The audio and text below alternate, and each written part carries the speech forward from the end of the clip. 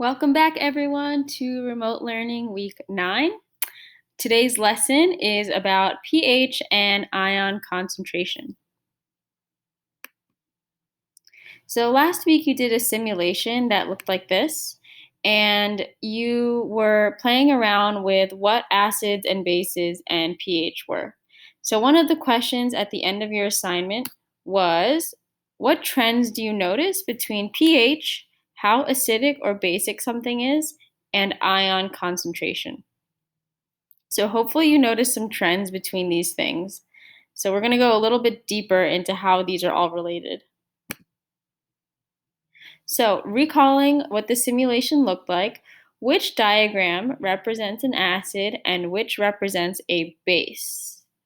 Pause the video so you can take some time to think about this. So the acid is on the right with more of the red dots because our red dots represent H3O plus ions, which are found in acids. And blue dots are representing OH minus ions, which are representative of a base.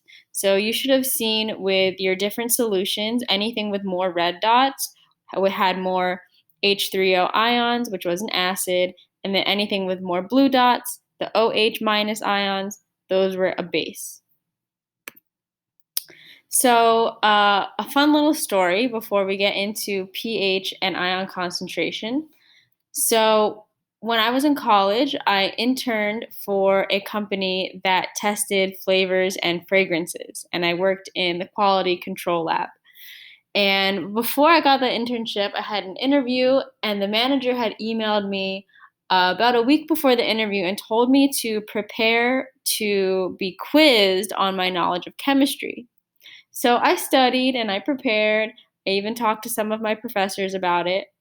And one of the questions that the manager asked me during the interview was, what is pH? And I'm thinking, I got this. This is so easy. I learned this like freshman year of high school.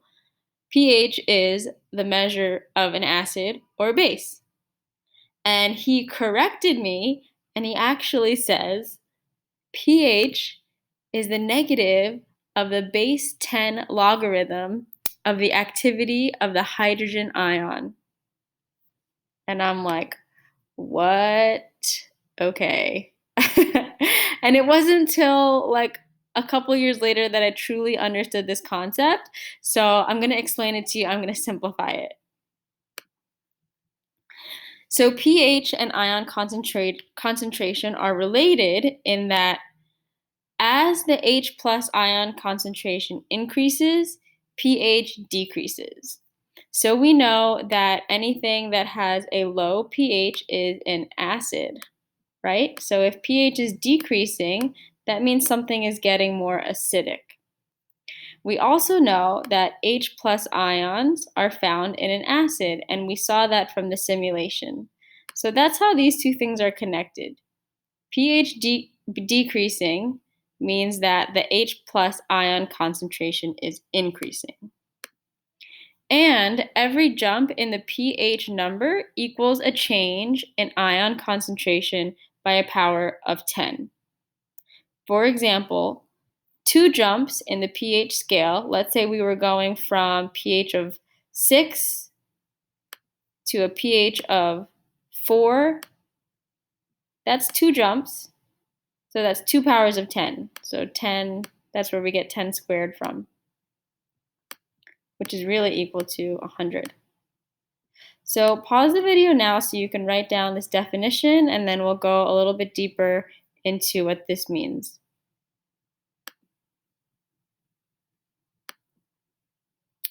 You're also going to want to write down that hydrogen ion is represented by H plus, and it's actually the same thing, or it has the same effect as a hydronium ion, which is H3O minus.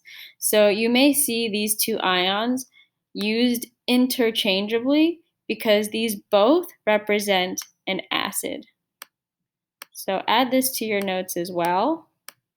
And we also know that a base is represented by the ion OH minus. So these are important to keep in mind. All right, so let's go over this jump in pH scale idea. Now let's say our pH is changing from 7 to 5. You first want to ask yourself, how many jumps on the pH scale is this? This is 2 jumps. Now that becomes 2 powers of 10, so 10 squared, which is equal to 100. Then you want to ask yourself, is this getting 100 times more acidic or 100 times less acidic? If we're going from 7 to 5, what do you think? This is getting 100 times more acidic because pH is going lower. A pH of 5 is more acidic than a pH of 7.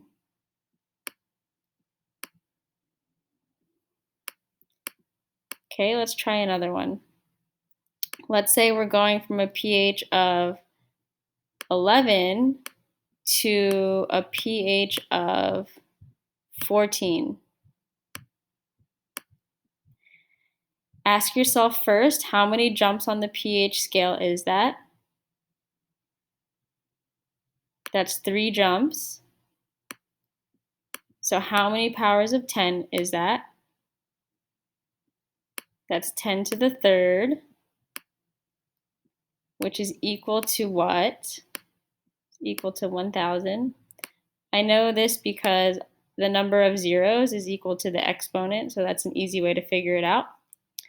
Now, is this getting more acidic or is this getting less acidic, going from a pH of 11 to 14?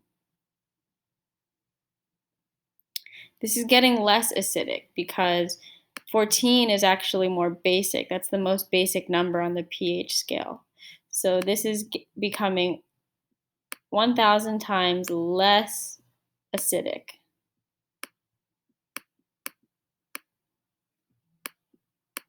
Okay, let's try one more. If we have a pH of, let's say, 2, and it goes to a pH of 3.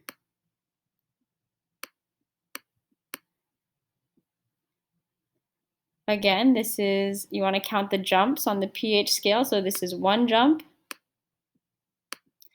And that means it's just a power of 10 to the first. So that is just equal to 10. And is this getting more acidic or less acidic?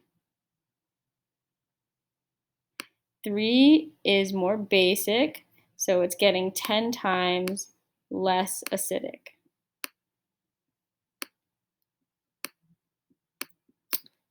All right, so patterns that you can pull out from here are that, use a different color.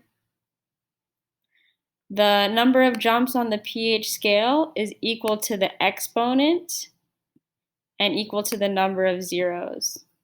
So 3 jumps is 10 to the third. That's 1,000, which has 3 zeros. 1 jump, 10 to the first. That's 10 with just 1 zero. Okay, so now let's try some practice problems. All right, practice problem 1. Explain, as the pH goes from 3 to 2, what happens to the H plus ion concentration. I'll put this here so you can use this to kind of visualize. If pH is going from 3 to 2, that is how many jumps? 1 jump. Is it getting more acidic or less acidic? It's getting more acidic. So it's asking you what's happening to the H plus ion concentration. Remember, H plus ion represents an acid. So the H plus ion concentration is increasing by a power of 10. I'm just going to draw an arrow here. H plus ion concentration is increasing by a power of 10. Let's try another one. Okay, explain as the pH goes from 3 to 5, what happens to the H plus ion concentration? So here's our graph. We're going from 3 to 5. So that is 2 jumps. And then I know that is 10 to the second, which equals 100. Now, H plus ion, again, is an acid. So what's happening to the concentration of the acid in this situation? Is it increasing or decreasing by a power of 100? Well, 3 to 5, 5 is more basic. So our H plus ion concentration is decreasing by a power of 100. And I just abbreviated that. So that's your final answer.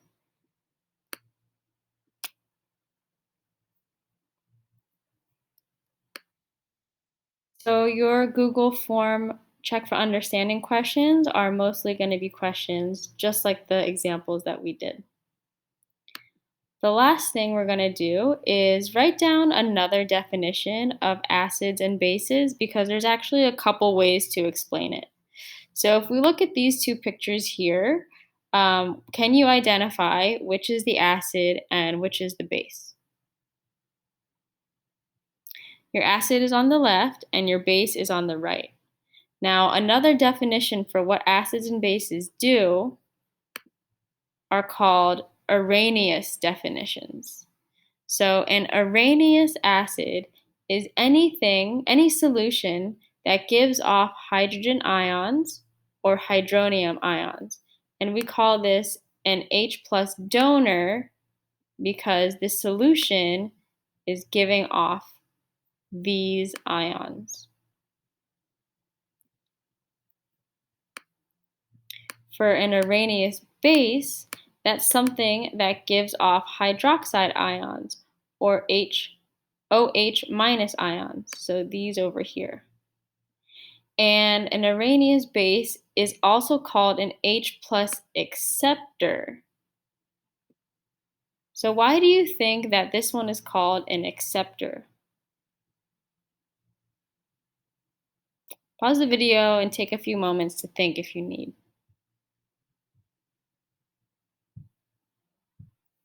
So our acid is the H plus donor because it gives away these H plus ions over here.